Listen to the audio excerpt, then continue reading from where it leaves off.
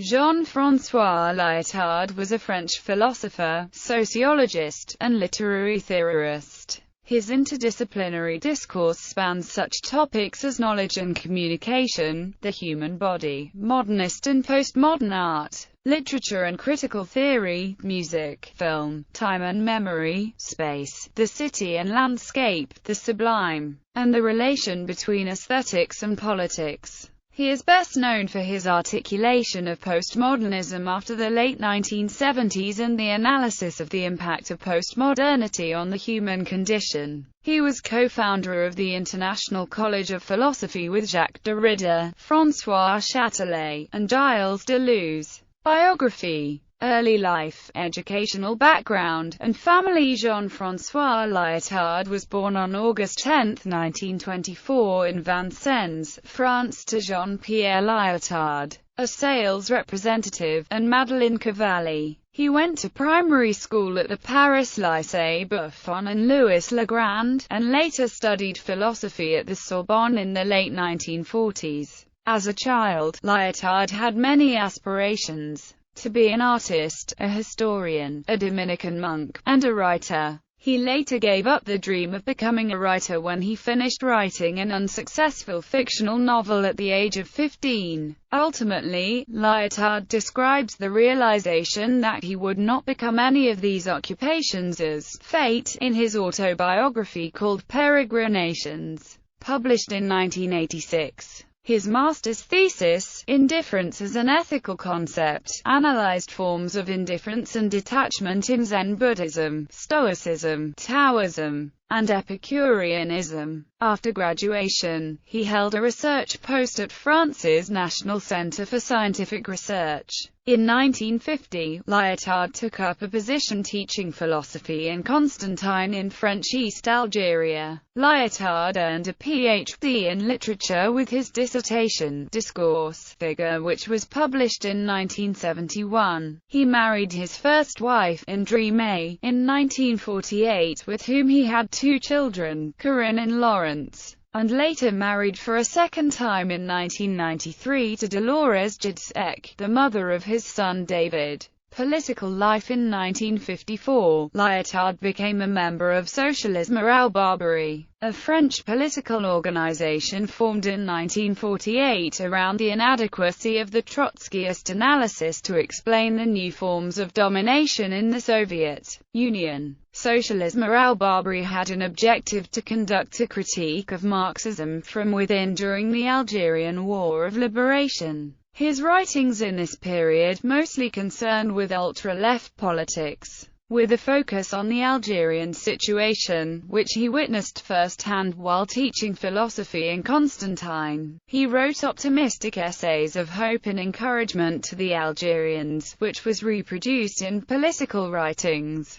Lyotard hoped to encourage an Algerian fight for independence from France, and a social revolution. Following disputes with Cornelius Castoriadis in 1964, Lyotard left Socialisme à Barbarie for the newly formed splinter group Pouvoir Ouvrier, before resigning from Pouvoir Ouvrier in turn in 1966. Although Lyotard played an active part in the May 1968 uprisings, he distanced himself from revolutionary Marxism with his 1974 book Libidinal Economy. He distanced himself from Marxism because he felt that Marxism had a rigid structuralist approach and they were imposing systematization of desires through strong emphasis on industrial production as the ground culture. Academic career. Lyotard taught in Lycée de Constantine in Algeria from 1950 to 1952. In 1966, Lyotard began teaching at the University of Paris 8, Vincennes until 1987 when he became professor emeritus.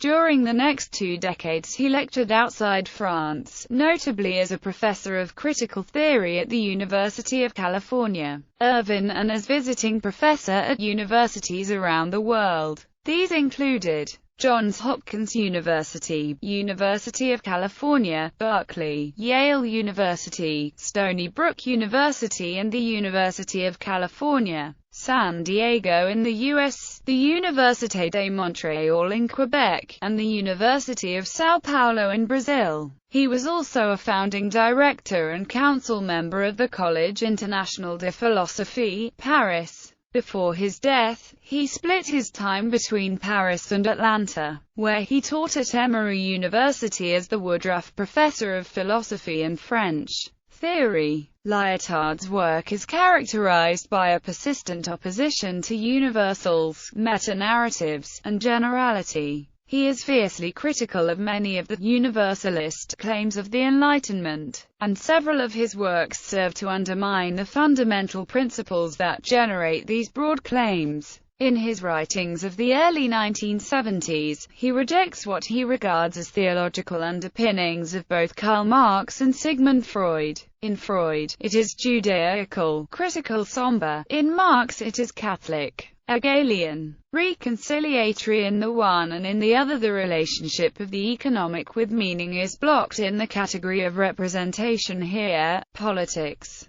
There are therapeutics, in both cases a laical theology, on top of the arbitrariness and the roaming of forces. Consequently, he rejected Theodore W. Adorno's negative dialectics because he viewed them as seeking therapeutic resolution in the framework of a religion. Here the religion of history. In Lyotard's Libidinal economics, he aimed at discovering and describing different social modes of investment of libidinal intensities. The postmodern condition. Lyotard is a skeptic for modern cultural thought. The impact of the postmodern condition was to provoke skepticism about universalizing theories. Lyotard argues that we have outgrown our needs for grand narratives due to the advancement of techniques and technologies since World War II. He argues against the possibility of justifying the narratives that bring together disciplines and social practices, such as science and culture. The narratives we tell to justify a single set of laws and stakes are inherently unjust. A loss of faith in meta-narratives has an effect on how we view science, art, and literature. Little narratives have now become the appropriate way for explaining social transformations and political problems. Lyotard argues that this is the driving force behind postmodern science. As meta-narratives fade, science suffers a loss of faith in its search for truth, and therefore must find other ways of legitimating its efforts. Connected to this scientific legitimacy is the growing dominance for information machines. Lyotard argues that one day, in order for knowledge to be considered useful, it will have to be converted into computerized data. Years later, this led him into writing his book The Inhuman, published in 1988, in which he illustrates a world where technology has taken over. The collapse of the grand narrative, and language games, most famously, in La Condition postmoderne. Rapport sur le savoir, he proposes what he calls an extreme simplification of the postmodern, as an incredulity towards meta-narratives. These meta-narratives, sometimes grand narratives, are grand, large-scale theories and philosophies of the world, such as the progress of history, the knowability of everything by science, and the possibility of absolute freedom. Lyotard argues that we have ceased to believe that narratives of this kind are adequate to represent and contain us all. He points out that no one seemed to agree on what, if anything, was real, and everyone had their own perspective and story. We have become alert to difference, diversity, the incompatibility of our aspirations, beliefs and desires. And for that reason postmodernity is characterized by an abundance of micro-narratives. For this concept Lyotard draws from the notion of language games found in the work of Ludwig Wittgenstein. Lyotard notes that it is based on mapping of society according to the concept of the language games. In Lyotard's works, the term language games, sometimes also called phrase regimens, denotes the multiplicity of communities of meaning, the innumerable and incommensurable separate systems in which meanings are produced and rules for their circulation are created.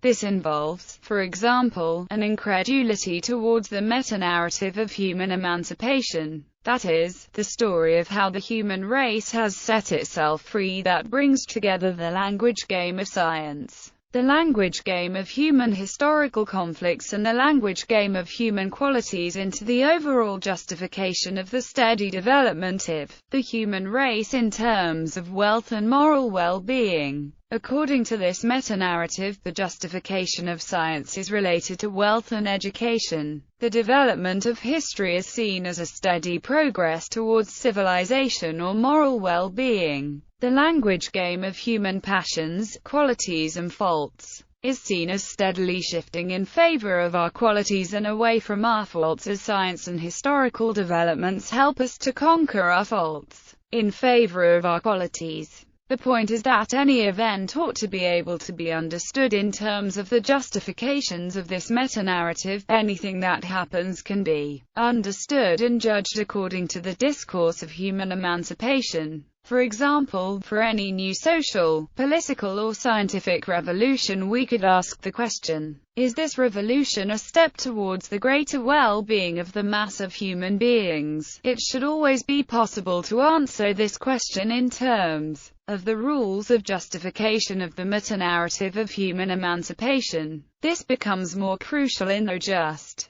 conversations and le Differend, which develop a postmodern theory of justice. It has often been thought that universality is a condition for something to be a properly ethical statement. Thou shalt not steal is an ethical statement in a way that thou shalt not steal from Margaret is not. The latter is too particular to be an ethical statement. It is only ethical if it rests on a universal statement. But universals are impermissible in a world that has lost faith in meta-narratives, and so it would seem that ethics is impossible. Justice and injustice can only be terms within language games, and the universality of ethics is out of the window. Lyotard argues that notions of justice and injustice do in fact remain in postmodernism. The new definition of injustice is indeed to use the language rules from one phrase regimen and apply them to another. Ethical behavior is about remaining alert precisely to the threat of this injustice, about paying attention to things in their particularity and not enclosing them within abstract conceptuality. One must bear witness to the differend. In a differend, there is a conflict between two parties that cannot be solved in a just manner. However, the act of being able to bridge the two and understand the claims of both parties is the first step towards finding a solution. I would like to call a differend the case where the plaintiff is divested of the means to argue and becomes for that reason a victim. If the addresser, the addressee, and the sense of the testimony are neutralized, everything takes place as if there were no damages. A case of differend between two parties takes place when the regulation of the conflicts that opposes them is done in the idiom of one of the parties, while the wrong suffered by the other is not signified in that idiom. The differend in the differend, based on Immanuel Kant's views on the separation of understanding, judgment, and reason. Lyotard identifies the moment in which language fails as the differend, and explains it as follows. The unstable state, an instant of language wherein something which must be able to be put into phrases cannot yet be. The human beings who thought they could use language as an instrument of communication learned through the feeling of pain which accompanies silence. Lyotard undermines the common view that the meanings of phrases can be determined by what they refer to. The meaning of a phrase, an event, cannot be fixed by appealing to reality. Lyotard develops this view of language by defining reality, in an original way, as a complex of possible senses attached to a referent through a name. The correct sense of a phrase cannot be determined by a reference to reality, since the referent itself does not fix sense, and reality itself is defined as the complex of competing senses attached to a referent. Therefore, the phrase event remains indeterminate. Lyotard uses the example of Auschwitz and the revisionist historian Forison's demands for proof of the Holocaust to show how the differend operates. as a double bind. Faurisson will only accept proof of the existence of gas chambers from eyewitnesses who were themselves victims of the gas chambers. However, any such eyewitnesses are dead and are not able to testify.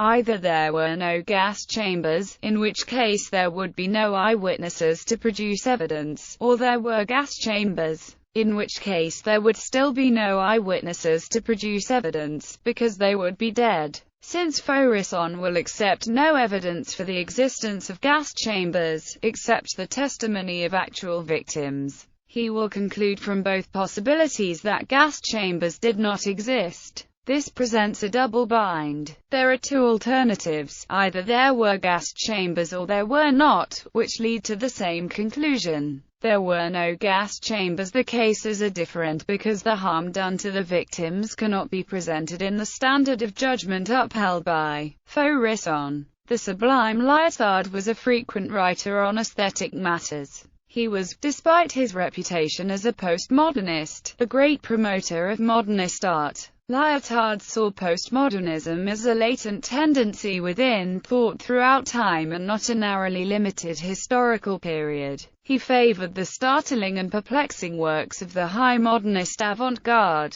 In them he found a demonstration of the limits of our conceptuality, a valuable lesson for anyone too imbued with Enlightenment confidence. Lyotard has written extensively also on few contemporary artists of his choice: Valerio Adamai, Daniel Buren, Marcel Duchamp, Bracha Ettinger and Barnett Newman, as well as on Paul Cézanne and Vasily Kandinsky. He developed these themes in particular by discussing the sublime. The sublime is a term in aesthetics whose fortunes revived under postmodernism after a century or more of neglect. It refers to the experience of pleasurable anxiety that we experience when confronting wild and threatening sights like, for example, a massive craggy mountain, black against the sky, looming terrifyingly in our vision. A sublime is the conjunction of two opposite feelings, which makes it harder for us to see the injustice of it, or a solution to it.